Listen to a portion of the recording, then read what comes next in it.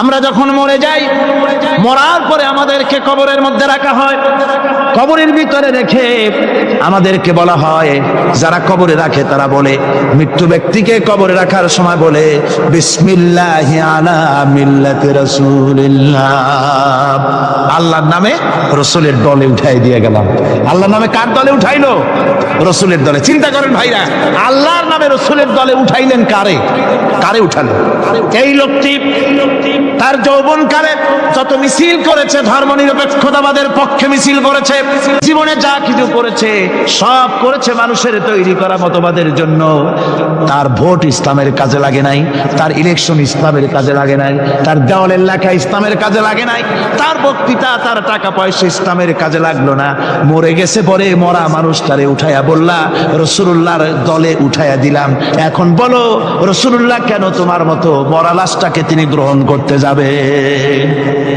তোমার জীবনের কোন কাজই তো ইসলামের জন্য কাজে লাগলো না।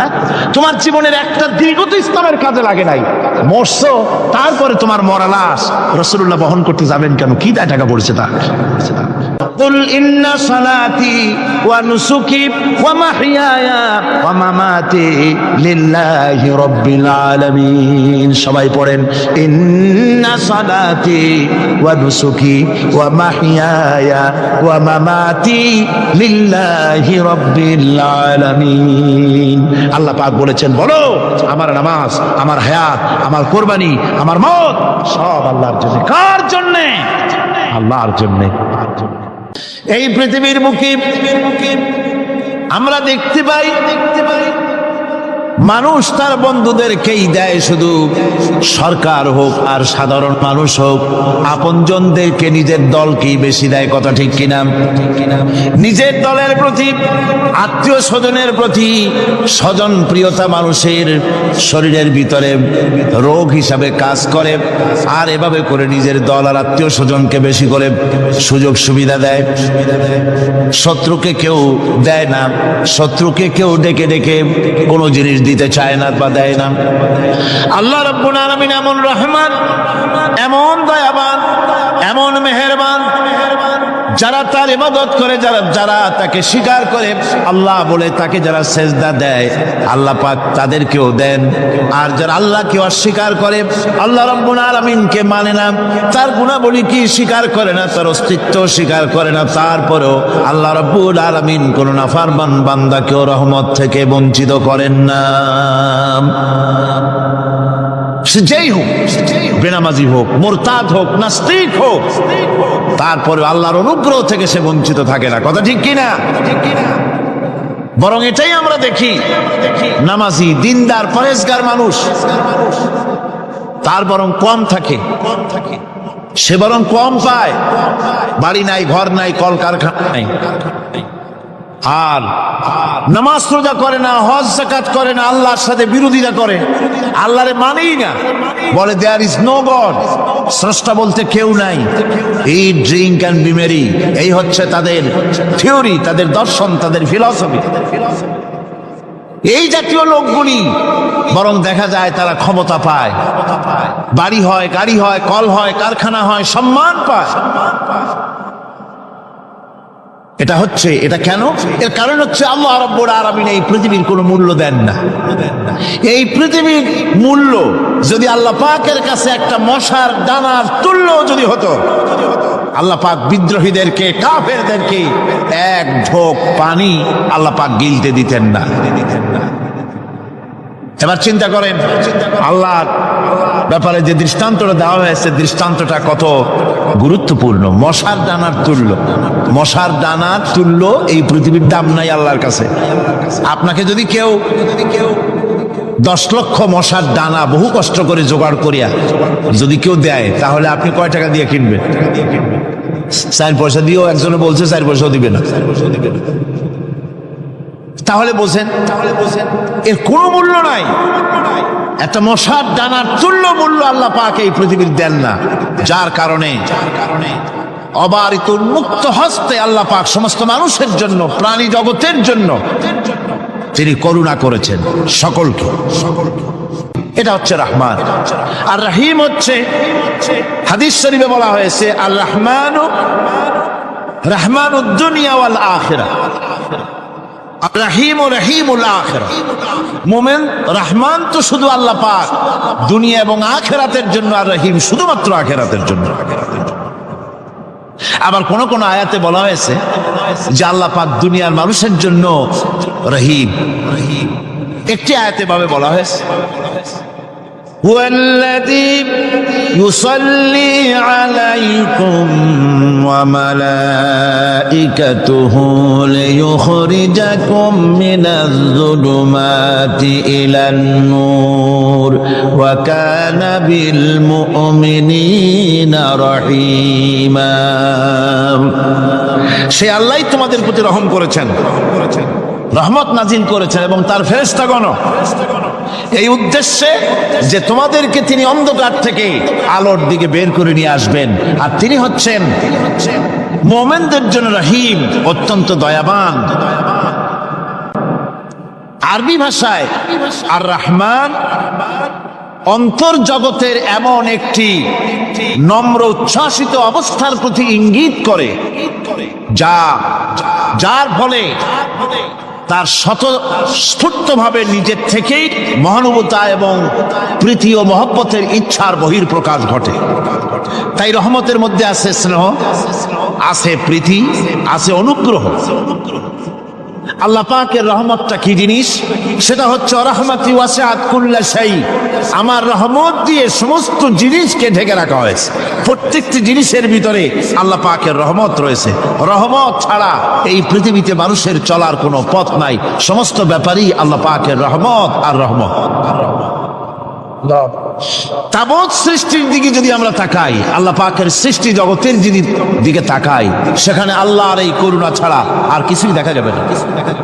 কোরআনে কারিমে বলা হচ্ছে ওয়াসাখখারা লাকুম মা ফিস সামাওয়াতি ওয়া মা ফিল আরদি জামিআম মিনহু ইন্না ফি যালিকা লাআয়াতিন লিকাওমিন ইয়াতাফাক্কারুন।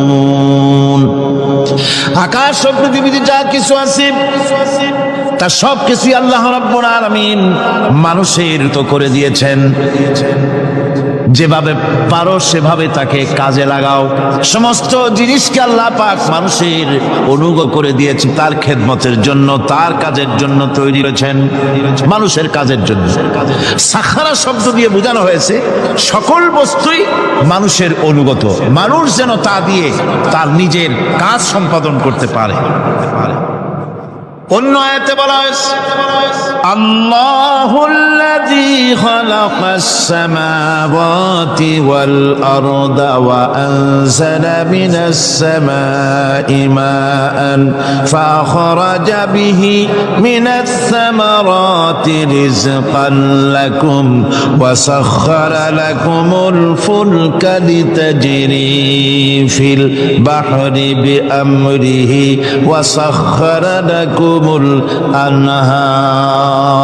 আল্লাহ রাব্বুল আলামিন তিনি আকাশ সৃষ্টি করেছেন, জমিনকে সৃষ্টি করেছেন এবং আকাশ থেকে পানি বর্ষণ করেছেন, তা দিয়ে ফসল উৎপাদন করেছেন। এই ফসলের পিছনে আল্লাহ পাকের কি বিরাট রহমত কাজ করতেছেন আপনি লক্ষ্য করেন। কাদার ভিতরে, কর্দমাক্ত জমিনের ভেতরে আপনি বীজ বপন করেছেন। কর্দমাক্ত জমিনের ভেতরে বীজ বপন করে বাড়ি গিয়ে আপনি ঘুমিয়ে আছেন। আল্লাহ পাকের রহমত, তার কুদরত, ওই বীজ থেকে পাতা উদ্গত করে দিয়েছেন, শিকড় মাটির ভেতরে চলে গিয়েছে, পাতাগুলি নরম, সবে পাতাগুলি গজিয়েছে।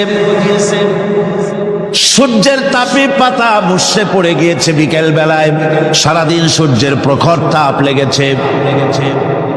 মানুষকে খাওয়াবার জন্য আল্লাহ রাব্বুল আলামিনের কি বিরাট রহমত কাজ করতেছে লক্ষ্য করুন। রাতের বেলায় আল্লাহ পাক শিশির বিন্দু নাজিল করে দেন, কণা কণা শিশির বিন্দু ওই মুষড়ে যাওয়া পাতার উপরে পড়ে গিয়ে সারা রাত এভাবে সুন্দর ঠান্ডা বাতাস আর শিশির বিন্দু যত্ন করে করে মুষড়ে যাওয়া পাতাটিকে সকালবেলা পর্যন্ত তরতাজা, সজীব আর প্রাণবন্ত করে দেন। এরপরে গাছ বড় হলো, তার ভিতরে রব্বুল আলামিন ধান দিলেন, গম দিলেন, এভাবে করে যত্ন করে তার শুরু থেকে শেষ পর্যন্ত প্রত্যেকটি গাছকে খাদ্য ব্যবস্থাকে আল্লাহ রব্বুল আলামিন নিজ যত্নে নিজ কুদরতে আপন রহমতে সবগুলিকে লালন পালন করে মানুষের হাতে তুলে দিলেন। মানুষকে আল্লাহ পাক সর্বশ্রেষ্ঠ মর্যাদা দান করেছেন, যার কারণে আল্লাহ পাক বলেছেন ওয়ালাকাদ কাররামনা বানি আদম, আদম সন্তানকে আমি সম্মান দিয়েছি, মর্যাদা দিয়েছি।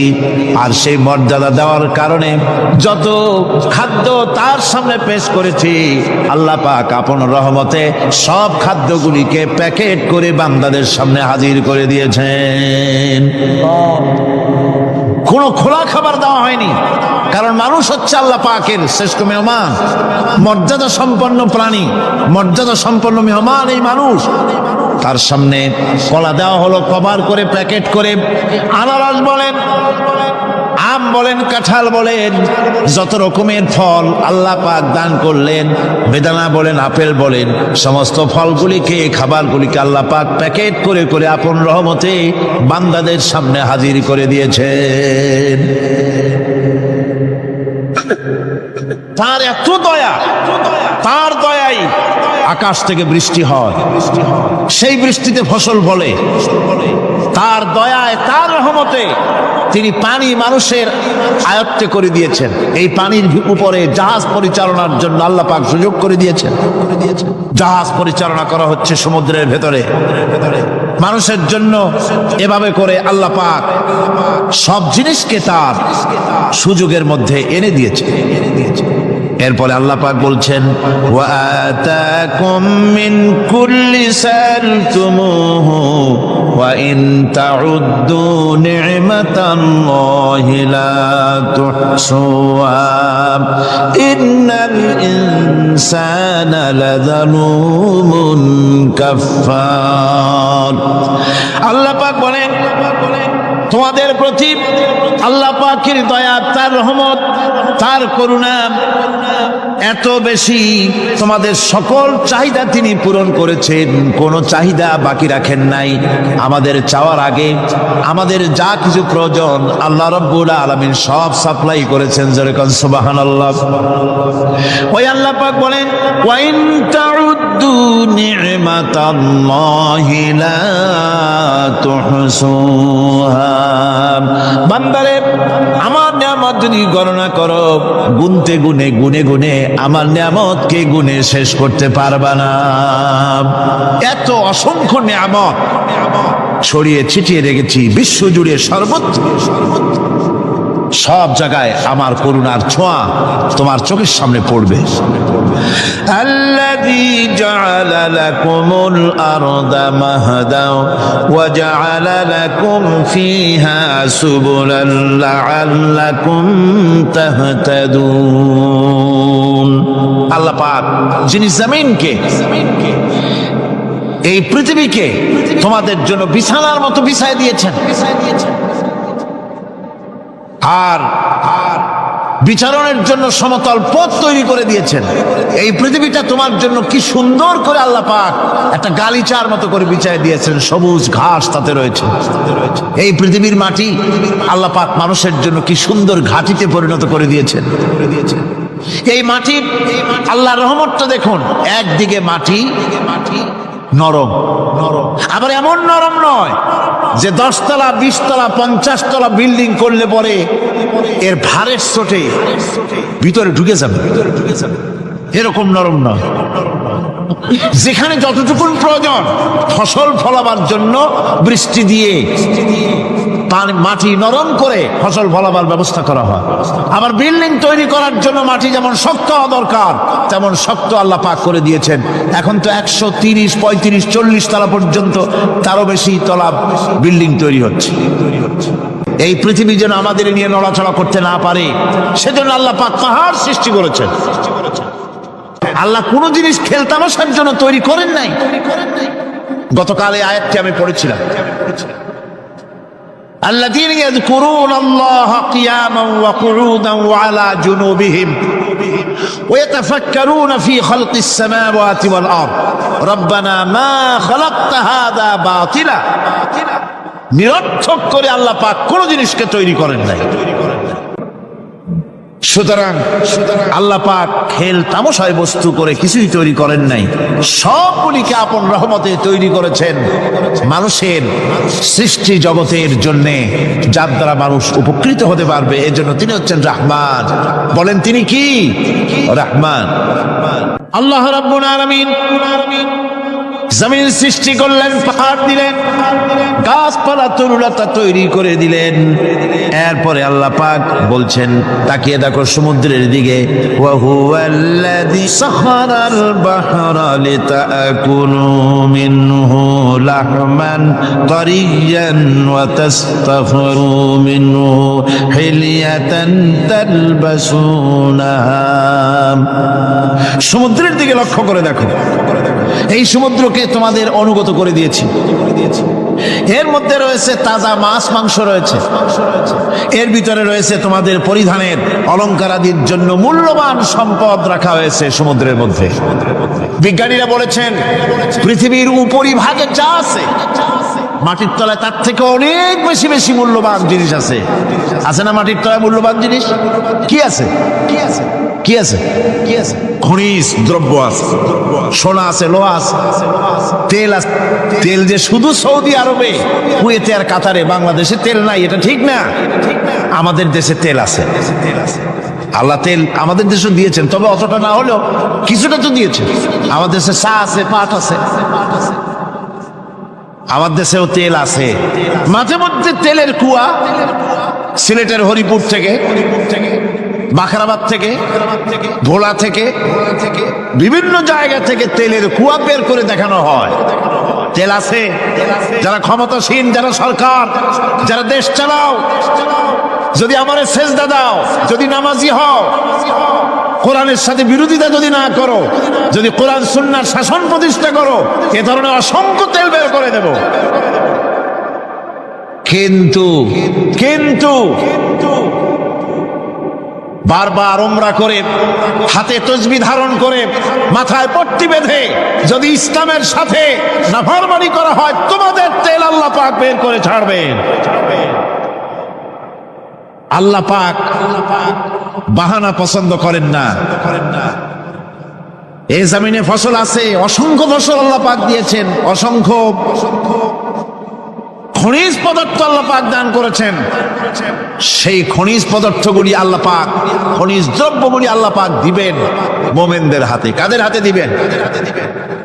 আল্লাহ পাক বলেছেন, ওয়ালাউ আন্না আহলাল কুরা আমানু ওয়াত্তাকাউ লাফাতাহনা আলাইহিম বারাকাতিম মিনাস সামাই ওয়াল আরদ। দেশের লোকেরা, জনপদের লোকেরা যদি আমার উপর ঈমান আনে আর আমাকে ভয় করার নীতি যদি অবলম্বন করে চলে, তাহলে ওই দেশের মানুষের জন্য আকাশ আর জমিনের সব বরকতের দরজা আমি আল্লাহ খুলে দেব। নিয়ামতের অভাব নাই, যথেষ্ট নিয়ামত আল্লাহ পাকের আছে। এখন দেখুন আল্লাহ রাব্বুল আলামিন তার রহমতের নমুনা প্রাণী জগতের দিকে লক্ষ্য করে দেখেন। আল্লাহ রাব্বুল আলামিন সমস্ত প্রাণী জগৎ, দুনিয়ায় মানুষ বাদে যত প্রাণী আছে সমস্ত প্রাণীর দিকে তাকান। মানুষের কথা তো গতকাল বলেছি। সমস্ত প্রাণীগুলিকে আল্লাহ রাব্বুল আলামিন তাদের সাথে তাদের সমস্ত জিনিস দিয়ে দিয়েছেন। এর মধ্যে কোনোটাকে আল্লাহ পাক বোঝা বহন করার জন্য কোন প্রাণীকে তৈরি করেছেন, আবার মানুষের জন্য, জিহাদের জন্য, যুদ্ধ করার জন্য কোন প্রাণী তৈরি করেছেন, চাষাবাদ করার জন্য প্রাণী তৈরি করে দিয়েছেন। কোরআন বলছে, ওয়াল আনআমা খালাকাহা লাকুম ফিহা দিফউন ওয়া মানা মানাফিউ ওয়া মিনহা তাআকুলুন। তিনি বিভিন্ন ধরনের জীব পয়দা করেছেন, যার থেকে তোমাদের শীতের পোশাক এবং অন্যান্য কল্যাণকর কাজ যেন তোমরা করতে পারো, সেজন্য পশুর গায়ে যে পশম দেওয়া হয়েছে, এতে পশুরও কাজ হয়।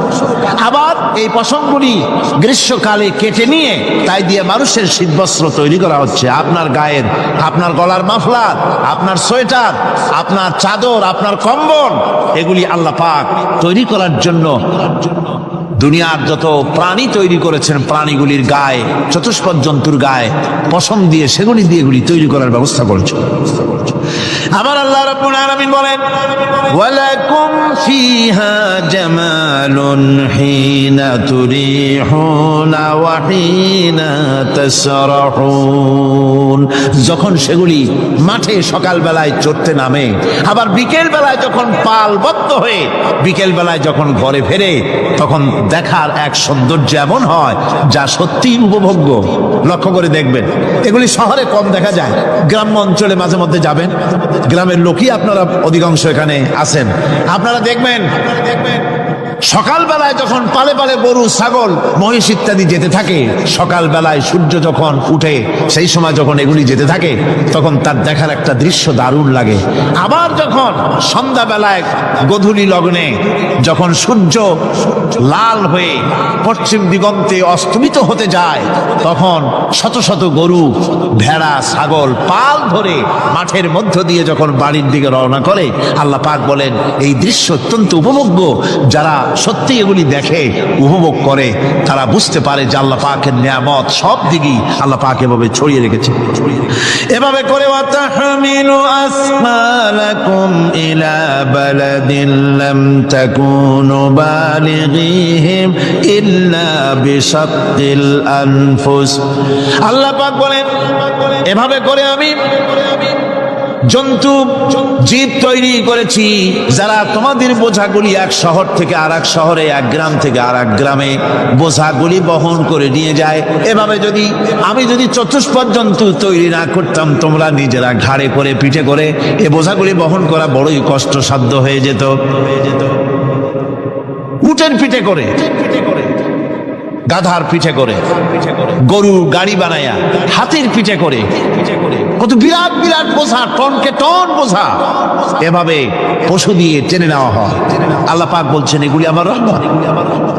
এরপরে এই পশুর ভিতরে হালাল গোশত তৈরি করে তোমার খাবারের ব্যবস্থা করেছি। ওয়া ইন্না লাকুম ফিল আনআমি লাইবরা নুসকিকুম মিম্মা ফি বুতুনিহি মিন বাইনি ফারসিন ওয়া দামিন লাবানান খালিসান সাইগাল লিশারিবিন। তোমাদের চতুষ্পদ জন্তুর মধ্যে দেখবে বুদ্ধিমান, দূরদৃষ্টি সম্পর্ক লোক যারা, তাদের জন্য আমি এর মধ্যে নিদর্শন রেখেছি। তোমাদের দুগ্ধবতী গাভীগুলি, যার দ্বারা তোমরা দুধ পাও, এগুলি জমিনের ঘাস খেলো, খড় খেলো, আর এর দ্বারা রক্ত তৈরি হলো, পায়খানা তৈরি হলো, পেশাব তৈরি হলো। পাশাপাশি রাস্তা দিয়ে পরিষ্কার সুস্বাদু দুধ আমি আল্লাহ রব্বুল আলামিন তোমাদের জন্য দান করেছি। এত নিয়ামত আল্লাহ পাক দিলেন, আল্লাহ পাকের বিনিময় কিছুই চান নাই। কিছু চাইছেন নাকি? এই জন্য আল্লাহ রব্বুল আলামিনের নবী বলেছেন, আল্লাহর সৃষ্টি জগতের উপরে, তার সৃষ্টি নৈপুণ্যতার উপরে কেউ যদি গবেষণা করে, চিন্তা করে একটা ঘন্টা, আল্লাহ পাক তার আমলনামায় 60 বছরের নফল ইবাদতের সব লিখে দিবেন। কি সোজা কথা! চিন্তা করতে হবে, গবেষণা করতে হবে আল্লাহ পাক কি নিয়ামত দিয়েছেন। ওয়ামা বিকুম মিন নি'মাতিন ফামিনাল্লাহ। যত নিয়ামত আমরা পেয়েছি সব কার কাছ থেকে? জোরে সোরে চিল্লায় কোন কার কাছ থেকে? সমস্ত নিয়ামত এসেছে আল্লাহ পাকের কাছে। আল্লাহ রাব্বুল আলামিন বলেন তিনি হচ্ছেন রহমান। ওয়াল্লাহু জাআলা লাকুম মিন বুয়ুতিকুম সাকানান ওয়া জাআলা লাকুম মিন জুলুদিল আনআমি বুয়ুতা।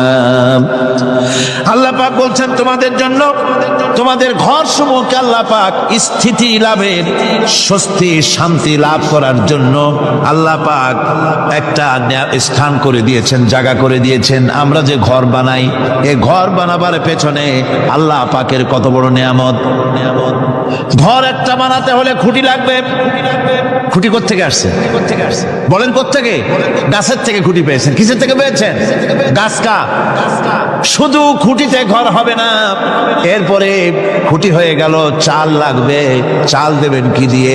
খড় দিয়া দেন, টিন দিয়া দেন, টালি দিয়া দেন, যা দিয়া দিবেন সেটা হচ্ছে কার, জোরে কর।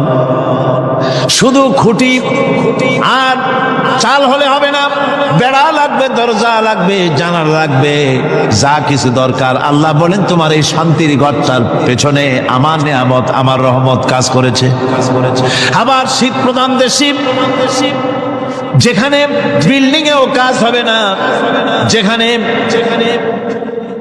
ঘর বানাতে হলে কাঠখড়ির ঘর দিয়েও কাজ হবে না, এত প্রচন্ড শীত, সেইখানে আল্লাহ পাক পশুর চামড়া দিয়া ঘর বানাবার জন্য মানুষের মাথায় আল্লাহ পাক বুদ্ধি দান করে দিয়েছেন। আল্লাহ পাক বলছেন জুলুদিল আনআমি বুয়ুতা, চামড়া দিয়ে ঘর তৈরি করা হয়। এস্কিমোরা করে, দেখে আসবেন, চামড়া দিয়ে ঘর তৈরি করা হয়। আল্লাহ পাক এই পশু দিয়ে মানুষের এত উপকার করছেন। তিনি রহমান। এই রহমত থেকে পৃথিবীর কেউ বঞ্চিত নয়। সমস্ত প্রাণী সমূহকে আল্লাহ পাক এই বিরাট নিয়ামত দান করেছেন। একটি মানুষ যতই সংকীর্ণ হোক, অসভ্য জীবন যাপন করুক, ইলিটারেট হোক, মূর্খ হোক, লেখাপড়া কিচ্ছু জানে না, একটা পর্ণ কুটিরের ভিতর এক কৃষক বাস করে, সেও যদি চিন্তা করে তাহলে অন্তত এতটুকু উপলব্ধি তার আসবে যে সে অসুখ হলে পরে তার আশেপাশে লতা গুল্ম, গাছের শিকড় বেটে খেলে পরে তার অসুখ ভালো হয়ে যায়। ঠিক কিনা? এখন তো অসুখ ভালো হওয়ার জন্য কোনো অসুবিধা নাই, কোনো সমস্যা নয়। পত্রিকার ভিতরে অ্যাডভার্টাইজ আসতেছে, স্ট্যাম্পের উপরে লিখে দেব আখিরি লেখা, বিশ্বব্যাপী চ্যালেঞ্জ। মেয়ে লোকও চ্যালেঞ্জ দিতেছে, পুরুষও দিতেছে, পাগলও দিচ্ছে, ছাগলও দিচ্ছে, সবাই মিলে চ্যালেঞ্জ করছে। পত্রিকাগুলি পয়সার লোভে আবার এগুলি ছাপতেছে।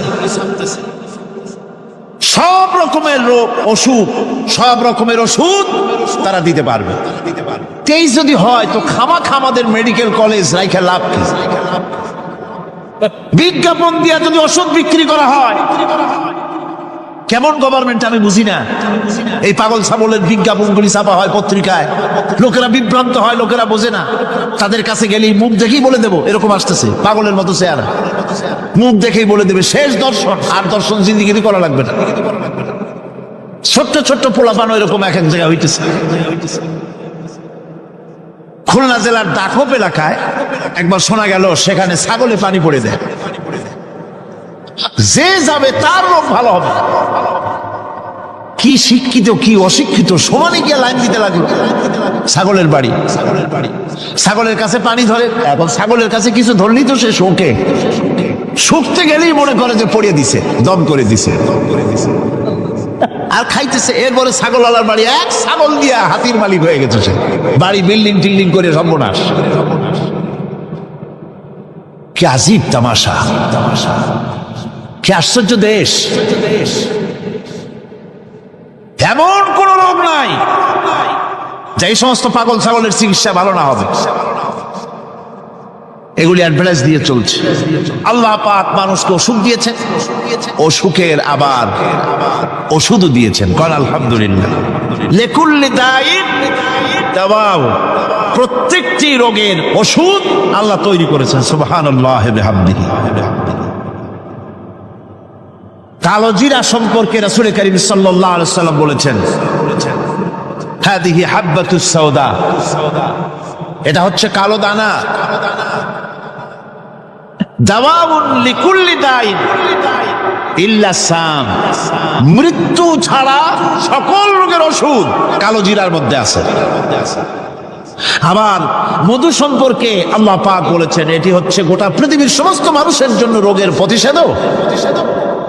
একজন নিরক্ষর মানুষও, যিনি লেখাপড়া কিছুই জানে না, সে লোকটাও টের পায় অসুখ বিসুখ হলে সে আশেপাশে লতা গুল্ম বেটে তার থেকে তার রোগ নিরাময় করতে পারে। রৌদ্রের দাবানল থেকে বাঁচার জন্য সে গাছের আশ্রয় নিতে পারে।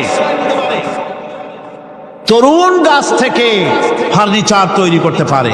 আবার এই গাছ যখন এই গাছ থেকে সুস্বাদু ফল পেতে পারে, আর এই গাছ যখন বুড়ো হয়ে যায় তখন তার দিয়ে সে ফার্নিচার তৈরি করতে পারে। অসংখ্য নিয়ামত তার চতুর্পাশে ছড়ানো থাকে।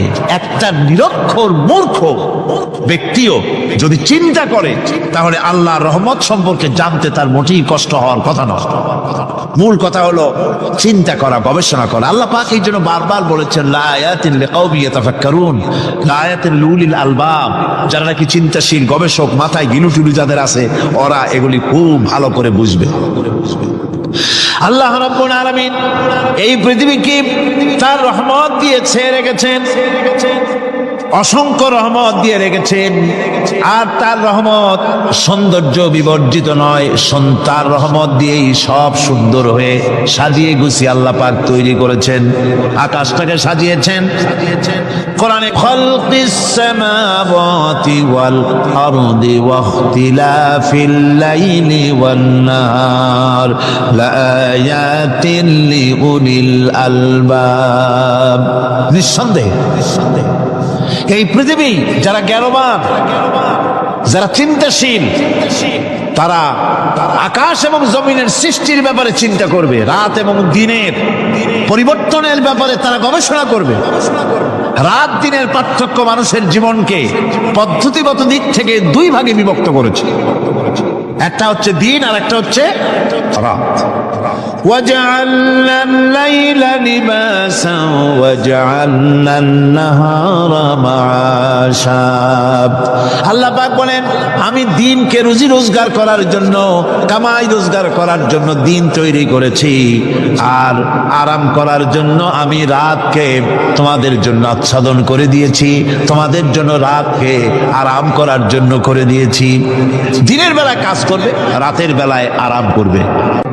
আল্লাহ সুবহানাহু ওয়া তাআলা তিনি বলছেন আমার রহমতেই পৃথিবীর মাটি থেকে তোমাদের ফসল উৎপাদিত হয়। তোমরা দেখো আফারাআইতুম মা তাহরুসুন আনতুম তাজরাউনাহু আম নাহনু যারিউন। জমিন থেকে ফসল কে উদ্গত করে? উদ্ভিদকে কে গজায়? তুমি গজাও না, আমি গজাই। আল্লাহ পাক বলেন সমস্ত উদ্ভিদগুলি আমি তোমাদের জন্য গজায় দেই, উঠায় দেই। এরপরে যখন ফসল হয়, ফসল পাকা দেখে মানুষ তখন মোষে তেল মাখে, ফুর্তি করে, আনন্দ করে। আল্লাহ পাক বলেন দেখো লাউ নাশাউ জাআলনাহু হুতামান ফাযালতুম তাফাক্কাহুন। যদি আমি ইচ্ছে করি তাহলে তোমার ফসলকে আমি কুটায় পরিণত করে দিতে পারি, তখন তো তুমি নিজের কপালে করাঘাত করবে আর বলবে আহারে মাহরুম হয়ে গেলাম, বঞ্চিত হয়ে গেলাম। আল্লাহ যদি ইচ্ছে করেন তাহলে ফসলগুলিকে আল্লাহ পাক তুষে পরিণত করে দিতে পারেন না? সিটায় পরিণত করে দিতে পারেন না? অবশ্যই। সেই জন্য আল্লাহ পাক বলছেন যেগুলি সব আমার ক্ষমতা, আমি আপন নিয়ামতে, আপন বরকতে, রহমান নামের কারণে আমি তোমাদের সব আমি গুছিয়ে দিচ্ছি। আল্লাহ পাক ফসলের জন্য, আপনার জমিনের ফসলের জন্য আল্লাহ পাক বিনা পয়সায় সারের ব্যবস্থা করে দিয়েছেন। জোরে কোন সুবহানাল্লাহ। সেই সারটা হচ্ছে কি? ওয়া মিন আয়াতিহি আইয়ুরিকুমুল বারকা খাউফান ওয়া তামআ ওয়া ইউনাজ্জিলু মিনাস সামাই মা। আল্লাহ পাক বলেন আমি আমার নিদর্শনাবলীর ভিতরে এটা হচ্ছে নিদর্শন, যা আকাশে বিদ্যুৎ চমকায়, মেঘের গর্জন আর বিদ্যুতের চমক, এই সবগুলি আমার নিদর্শন। বৃষ্টির পানির সাথে এগুলি এসে জমিনের ফসলকে বৃদ্ধি করে দেয়। জোরে বলেন সুবহানাল্লাহ। এই যে বিজ্ঞানের আবিষ্কার হচ্ছে, বিজ্ঞানের আবিষ্কার যত বাড়বে কোরআন বোঝা তত সহজ হবে। সুবহানাল্লাহ। নবীজি কোরআন তেলাওয়াত করছেন আর অমুসলিমরা ইসলাম কবুল করে চলছে। কাফেরেরা সচেতন হয়ে গেল, আমাদের লোকগুলি তো আর ধরে রাখতে পারবো না, সব তো মোহাম্মদ সাল্লাল্লাহু আলাইহি সাল্লামের পিছনে লাইন লাগাইছে। তখন তারা হযরত ওমরকে লাগিয়ে দিল, যেই লোকটাকে যেখানে পাওয়া যায় সেখানে মারো। হযরত ওমর রাদিয়াল্লাহু তাআলা আনহু তখন জাহিল, তিনি কাফের ছিলেন, মারার জন্য নেমে গেলেন। কোথায় পাওয়া যায়? খুঁজতে খুঁজতে জানা গেল যে তিনি মসজিদে হারামে নামাজ পড়ছেন। পেছনে গিয়ে ওমর দাঁড়িয়েছেন, অপেক্ষা করছেন যে ঠিক আছে নামাজ পড়তেছে, নামাজ পড়াটা শেষ হোক, তারপরে আচ্ছা তরে দেখব। নবী করিম সাল্লাল্লাহু আলাইহি ওয়াসাল্লাম নামাজের মধ্যে তেলাওয়াত করতেছেন জোরে জোরে। এখন আপনারা বুঝুন, এ কোরআন শরীফ হচ্ছে আল্লাহ, তেলাওয়াত করছেন যার উপরে নাজিল হয়েছে তিনি। এখন শুনতে কত মজা হচ্ছে। হযরত ওমর তিনি বলছেন যে আমি মনে মনে ভাবলাম যে মুহাম্মদ সাল্লাল্লাহু আলাইহি সাল্লামকে এইসব কথা জেনে শিখায়। উনি তো কোনো স্কুল কলেজে যায় নাই, মাদ্রাসায় যায়নি, কই পান এত সুন্দর সুন্দর কথা, নিশ্চয়ই জেনে শিখাচ্ছে। হযরত ওমর বলেন আমি যখন মনে করছি নবীজিকে মুহাম্মদ সাল্লাল্লাহু আলাইহি সাল্লামকে জেনে কথাগুলি শিখিয়েছে, অমনি তিনি নামাজের ভিতরে তেলাওয়াত করলেন, ইন্নাহু লাকাউলু রাসূলিন কারীম। এটি একটি মহান বার্তাবাহকের বর্ণনা। হযরত ওমর চিন্তা করলেন সর্বনাশ, আমি মনে মনে চিন্তা করছি জেনের কথা, আর উনি জবাবে বললেন না জেনের কথা না, এটা সম্মানিত বার্তাবাহক তিনি বর্ণনা করেছেন। হযরত ওমর বলেন আমি মনে মনে ভাবলাম জেন যদি না শিখিয়ে থাকে তাহলে তলে তলে কোন ফাঁকে যেন মুহাম্মদ সাল্লাল্লাহু আলাইহি সাল্লাম কবি হয়ে গেছেন, কারণ এত সুন্দর মিলিয়ে মিলিয়ে কথা তো আর শুনি নাই কখনো। হযরত ওমর বলেন আমি যখন ভাবলাম তিনি কবি হয়ে গেছেন, অমনি তিনি নামাজের ভিতরে আমার এ কথার প্রতিবাদ করলেন। তিনি পড়লেন ওয়ামা হুয়া বিকাউলি শাইরিন কালিলাম মা তুমিনুন। না না না, এটা কোনো কবির কথা নয়, তোমরা খুব কমই বিশ্বাস স্থাপন করো। হযরত ওমর বলছেন কি সাংঘাতিক কথা। চিন্তা করলাম জেনের কথা কয় না, জেনের কথা না, চিন্তা করলাম কবির কথা মনে মনে, আর উনি প্রকাশ্যে জবাব দিচ্ছেন যে কবির কথা না। তাহলে তো শুধু কবি, উনি কবি হন নাই, উনি গণকও হয়েছে, তা না হলে আমার মনের কথা বোঝে কেমনে?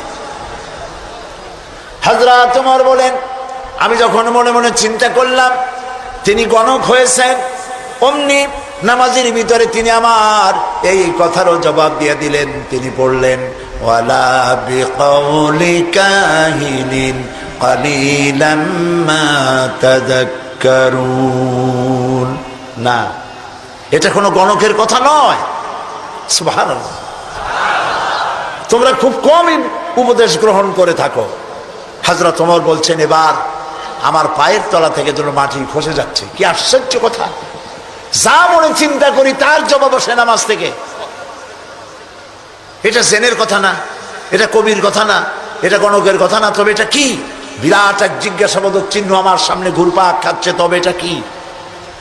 হযরত ওমর বলেন আমি যখনই চিন্তা করলাম তবে এটা কি, অমনি রাসূল নামাজের ভিতরে আমার সে কথার জবাব দিয়ে দিলেন। তিনি পড়লেন তানজিলুম মির রাব্বিল আলামিন। এটি হচ্ছে আল্লাহ রাব্বুল আলামিনের নাজিলকৃত কিতাব। হযরত ওমর বলছেন আমার মনে হচ্ছিল যে ইসলাম তার সব শক্তি নিয়ে তার শেকড় শুদ্ধ আমার কলিজার মধ্যে গেড়ে বসতেছে। কোরআন এক বৈপ্লবিক পরিবর্তন এনেছিল তদানীন্তন সমাজের মধ্যে। যারা চোর ছিল, ডাকাত ছিল, রাসূলুল্লাহ মেসমেরিজম করেন নাই, জাতিকে হিপনোটাইজ করেননি। গোটা জাতি চোর, ডাকাত, জেনাকার, বদমাশ, সন্ত্রাসী, সুদখোর, গোটা জাতির মধ্যে একটি বিরাট পরিবর্তন এসে গেল। যারা ছিল চোর, যারা ছিল ডাকাত, তারা মানুষের সম্পদের পাহারাদার হয়ে গেল। সুবহানাল্লাহ বলবেন না? যারা নারীর সতীত্বের জম ছিল, তারা নারীর সতীত্বের সংরক্ষণকারী হয়ে গেল। যারা যারা সুদভিত্তিক অর্থনীতি দিয়ে গোটা সমাজের সম্পদকে কক্ষিগত করেছিল, তারা কোরআনের সংস্পর্শে এসে সারা জীবনের সঞ্চিত সব সম্পদ অবারিত উন্মুক্ত হস্তে গরিব জনসাধারণের জন্য দুহাতে বিলায় দিতে লাগলো। এই যে বিরাট পরিবর্তন আসলো, সেই পরিবর্তন আনার পেছনে কাজ করেছে যে কিতাবখানা, সেই কিতাবের নাম কোরআন। বলেন জোরে, কোরআন। এই কোরআন শরীফকে আল্লাহ তাআলা হেফাজত করার দায়িত্ব নিয়েছেন। বেদ বলেন, বাইবেল বলেন, সমস্ত ধর্মীয় পুস্তকগুলি উল্টাপাল্টা হয়ে গিয়েছে, কোনোটার অরিজিনালিটি নাই। আপনি চ্যালেঞ্জ করতে পারেন বুক ফুলাইয়া, বর্তমান বিশ্বে খ্রিস্টানদের কাছে যে বাইবেল আছে, লুক, যোহন, মার্ক, মথি, scripture, new testament, old testament বলতে যা কিছু বুঝায়, ওদের কাছে আল্লাহর কিতাব বলে তারা যে দাবি করে, চ্যালেঞ্জ হয়েছে বর্তমান যুগে খ্রিস্টানদের কাছে যে বাইবেল আছে এর মধ্যে একটি ওয়ার্ডও আল্লাহর নয়, সব তাদের বানানো। এই চ্যালেঞ্জের মোকাবেলা খ্রিস্টান জগৎ করতে পারে নাই। কিন্তু কোরআন শরীফ সম্পর্কে এই কথা কেউ বলতে পারবে না যে একটি অক্ষরও মানুষের তৈরি করা। সুবহানাল্লাহ। এটিকে হেফাজত করেছেন কে? আল্লাহ রাব্বুল আলামিন বলেন, ইন্না নাহনু নাযালনা যিকরা ওয়া ইন্না লাহু লাহাফিজুন। কোরআন নাজিল করেছি আমি, আর সংরক্ষণের দায়িত্ব আমি আল্লাহ আমার নিজ হাতে গ্রহণ করেছি। সুবহানাল্লাহ। কোরআন হেফাজতের ব্যবস্থা দেখুন, আল্লাহ তাআলা কোরআন হেফাজত করেছেন। সিন্ধুকের ভিতরে করেন নাই, তাহলে পোকামাকড়ে খাইতে পারতো, নষ্ট করে ফেলতে পারতো। ব্যাংকের লকারে রাখেন নাই, লোহার সিন্ধুকে রাখলে এটা ড্যাম হতে পারত, এটা ফাঙ্গাস পড়তে পারত, এটা নষ্ট হয়ে যেতে পারত। আল্লাহ তাআলা হেফাজতের এমন ব্যবস্থা করলেন যা পৃথিবীর কোন জাতির ধর্মীয় গ্রন্থকে হেফাজতের এই ব্যবস্থা নাই। সেটা কি? সেটা হলো আলমারিতে নয়, সিন্ধুকে নয়, ব্যাংকের লকারে নয়, মানুষের মেমোরির ভিতরে, কলিজার মধ্যে, ব্রেনের মধ্যে আল্লাহ পাক কোরআনকে হেফাজত করে দিয়েছেন। এমন জায়গায় রেখেছেন যেখান থেকে ফাঙ্গাস পড়ার অথবা পোকামাকড় ঢুকে, তেলাপোকা, উই পোকা, সার পোকা ঢুকে নষ্ট করবে এমন কোনো সম্ভাবনা নাই। চুরি হবে, ডাকাতি হবে, পরিবর্তন হবে এমন কোনো সুযোগ নাই। কোরআন মানুষকে মুখস্থ করা আল্লাহ সহজ করেছেন। সুবহানাল্লাহ। সূরা কামার, সূরা কামারের মধ্যে আল্লাহ রাব্বুল আলামিন 4 বার বলেছেন, ওয়ালাকাদ ইয়াসসারনাল কুরআনা লিযিকর ফাহাল মিন মুদ্দাকির। অবশ্যই কোরআন মুখস্থ করার জন্য আর বোঝার জন্য আমি আল্লাহ মানুষের কাছে সহজ করে দিয়েছি। সুবহানাল্লাহ। মানুষ এখন মুখস্থ করতেছে। কোরআন যারা মুখস্থ করছে তাদের সংখ্যা, এক জরিপে জানা গেছে সারা পৃথিবীতে কোরআন যারা মুখস্থ করেছে তাদের সংখ্যা 5 কোটি ছাড়াই গেছে। ময়মনসিংহে হাফেজ নাই, আছে সর্বত্র। সেবার লন্ডনে এক মাদ্রাসায় আমাকে দাওয়াত করা হলো, হেফজখানা। যারা মুখস্থ করেছে কোরআন তাদের মাথায় পাগড়ি পরাবার জন্য। এখন মাদ্রাসা মুখস্থ করা, কোরআন মুখস্থ করার মাদ্রাসা লন্ডনে হয়েছে। আলহামদুলিল্লাহ। কোন ইসলাম ডুবাই দেবো, মিটাই দেবো, যতই চিল্লা, এটা বন্ধ করার ক্ষমতা পৃথিবীর কোন মানুষের নাই। এটা বন্ধ করার ক্ষমতা বুশের নাই, বুশের বাবেরও নাই। সুবহানাল্লাহ বলে। প্রিয় ভাই সব, সেই ইংল্যান্ড আজ আর নাই যে ইংল্যান্ডে এখন থেকে 150 বছর আগে মাত্র একটা মসজিদ ছিল। সেই ইংল্যান্ডে এখন মসজিদের সংখ্যা 8000 ছাড়াই গেছে। কেমনে বন্ধ করবা ইসলাম? ফেরাউন যত চেষ্টা করছে মুসারে আসতে দেবে না। আল্লাহ মুসা আলাইহিস সালাম নিয়ে ফেরাউনের ঘরেই লালন পালন করছে, ঠিক কিনা? তো সেই মাদ্রাসার ছাত্রদেরকে মাথায় পাগড়ি পড়াতে পড়াতে 10-12 দিন ছেলে, ছোট্ট একটা ছেলে আসছে এতটুকু, আমি জিজ্ঞেস করলাম এ কি? আমি মনে করছি সে বোধহয় আন্দাজে আসছে পাগড়ি নেওয়ার জন্য। তাই বললাম এ কি? বলেছে এর মাথায় তো পাগড়ি দিবেন কেন? কয় যত হাফেজ। আশ্চর্য, কত বয়স কত?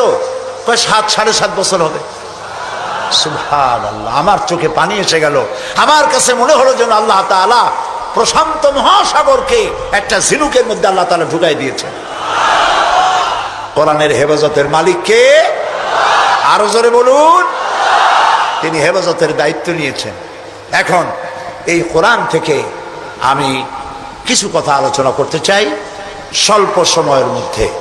আলোচনা করব সেই জায়গা দিয়ে যেই জায়গাটি থেকে আলোচনা করলে পরে আমাদের আকীদা দুরস্ত হয়ে যাবে।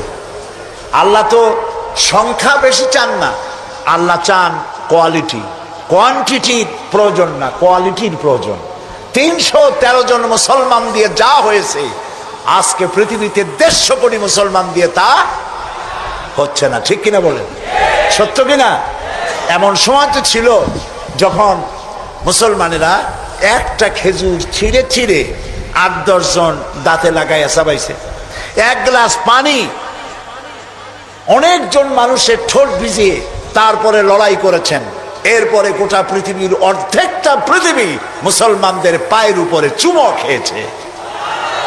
আজ মুসলমানের সংখ্যা বেড়েছে কিন্তু কোয়ালিটি বাড়ে নাই। কোয়ালিটি বাড়াবার জন্য ফাউন্ডেশন হচ্ছে তাওহীদ, তাওহীদে বিশ্বাস, শিরক থেকে বাঁচা আর তাওহীদে বিশ্বাস স্থাপন করা। এই আকীদা যদি মজবুত না হয় তাহলে আমাদের সংখ্যা যতই বাড়ুক, কাফের এবং দুশ্মনদের সামনে আমরা হেয় প্রতিপন্ন, লাঞ্ছিত হতে বাধ্য হব। সেই জন্য আমি আপনাদের সামনে একটি জায়গা থেকে আলোচনা করতে চাই। তার আগে শয়তানের ওয়াসওয়াসা থেকে পানাহ চেয়ে নিতে হবে, কারণ শয়তান চায় না যে আমরা আল্লাহর কথা শুনি। শয়তান কি চায়? সেই জন্য আল্লাহ তাআলা বলেছেন কোরআন তেলাওয়াতের সময় শয়তানের ওয়াসওয়াসা থেকে আমার কাছে পানাহ চেয়ে নিও। আপনারা সবাই আমার সাথে পড়ে, বিতাড়িত মরদুদ শয়তানের ওয়াসওয়াসা থেকে পানাহ চাই পরম করুণাময় আল্লাহর নামে। শুরু করছি সূরা লুকমান, 2য় রুকু। ওয়ালাকাদ আতাইনা লুকমানাল হিকমাতা আনিশকুর লিল্লাহ ওয়া মান ইয়াশকুর ফাইন্নামা ইয়াশকুরু লিনাফসিহি ওয়া মান কাফারা ফাইন্নাল্লাহা গানিয়্যুন হামিদ। وإذ قال لقمان لابنه وهو يعظه يا بني لا تشرك بالله إن الشرك لظلم عظيم। صدق الله العظيم। দুটি আয়াত আমি আপনাদের সামনে তেলাওয়াত করেছি। অর্থ হচ্ছে, আর অবশ্যই আমি লোকমানকে জ্ঞান দান করেছি এবং তাকে বলেছি যে তুমি আল্লাহর প্রতি কৃতজ্ঞ হও। ওমাই ইয়াশকুর ফাইন্নামা ইয়াশকুরু লিনাফসি, আর যে ব্যক্তি কৃতজ্ঞ হয় সে তা নিজের জন্যই কৃতজ্ঞতা প্রকাশ করে।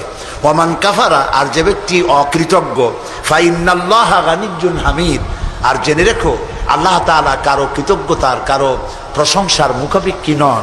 তিনি হামিদ, নিজের থেকে নিজেই প্রশংসিত। এটি হলো আমার তেলাওয়াতকৃত আয়াতের তরজমা। এখন এই আয়াত থেকে কিছু কথা আমি আপনাদের সামনে আলোচনা করতে চাই। ফ্যানটা আমার দিকে একটু ডাইরেক্ট করে দেন। সেটা হলো এই, আল্লাহ তাআলা বলছেন ওয়ালাকাদ আতাইনা লুকমানাল হিকমা, আমি লোকমানকে জ্ঞান দান করেছি। লোকমান সম্পর্কে আমাদের অনেকের ধারণা যে লোকমান ছিলেন পয়গম্বর বা নবী বা রসুল ছিলেন। এটি ঠিক নয়। হযরত লোকমান নবী না, রসুল না, তাকে আল্লাহ জ্ঞান দান করেছিলেন। কে জ্ঞান দান করেছিলেন বলুন? আল্লাহ তাআলা তাকে জ্ঞান দান করেছিলেন। হযরত লোকমান ছিলেন একজন বাদশার, একজন রাজার, তিনি ছিলেন কৃতদাস। এখন একদিন বাদশার কাছে খবর এলো যে আপনার যে খাদেম, যে গোলাম লোকমান, সে তো বড় বুদ্ধিমান মানুষ। বলে কেমন? যেখানেই যায় উট ভেড়া ছাগল ইত্যাদি তো পালে, তো যখন যেখানে যায় উট ভেড়াগুলো ছেড়ে দিয়ে তারপরে এক জায়গায় বসে, আর সব রাখালরা তার চারদিকে এসে বসে যায়, আর উনি জ্ঞানপূর্ণ কথা বলে। তার জ্ঞানের কথা শুনে মানুষগুলি হা করে তাকায় থাকে। বাদশা মনে করলেন যে আমার ভেড়া ছাগল রাখে, তার যদি হয় এত জ্ঞান, তো তারে তো আমার আটকায় রাখা ঠিক না। আচ্ছা জ্ঞানটা কেমন তো একটু পরীক্ষা তো করি। একদিন লোকমানকে তিনি ডাকলেন, ডেকে বললেন, লোকমান তুমি এক কাজ করো, আমার যে ছাগলগুলি তুমি পালতেছো, একটি ছাগলকে জবাহ করে ওর ভিতর থেকে ছাগলের শরীরের সব থেকে উৎকৃষ্ট অংশটা আমার জন্য নিয়ে আসো। হাজরাতে লোকমান একটা ছাগল জবাহ করলেন এবং ছাগলের কলিজা এনে পিরিসে করে ওনার সামনে হাজির করে দিলেন। কয়েকদিন যাওয়ার পর বাদশাহ আবার বললেন, আজকে আর একটা ছাগল জবাহ করো এবং তার শরীরের নিকৃষ্ট অংশটা আমার সামনে নিয়ে আসো। লোকমান আর একটা ছাগল জবাহ করলো এবং ওই ছাগলের কলিজাটা পিরিসে করে এনে হাজির করে দিল। বাদশাহ বলল, আমি শুনছিলাম তোমার নাকি অনেক জ্ঞান, এই বুঝি জ্ঞানের পরিচয়। আমি যেদিন চাইলাম, প্রথম বললাম সব থেকে উৎকৃষ্ট জিনিস আনো, তুমি কলিজা নিয়ে আসলা। সব থেকে নিকৃষ্ট জিনিস চাইলাম, তখনও তুমি নিয়ে আসলা কলিজা। তোমার জ্ঞানের পরিচয় তো পাইলাম না। লোকমান বললেন, হযরত লোকমান হাকিম বললেন, জাহাপানা, আপনি আমার মধ্যে জ্ঞানের পরিচয় কি পেয়েছেন পান নাই সেটা বড় কথা না। বড় কথা হলো এই, শুধু মানুষ না, প্রত্যেক প্রাণীর মধ্যেই আল্লাহ তাআলা একটা জিনিস দিয়েছেন। সেই জিনিসটা যদি ভালো হয় তাহলে প্রাণীটা ভালো। অর্থাৎ মানুষের মধ্যে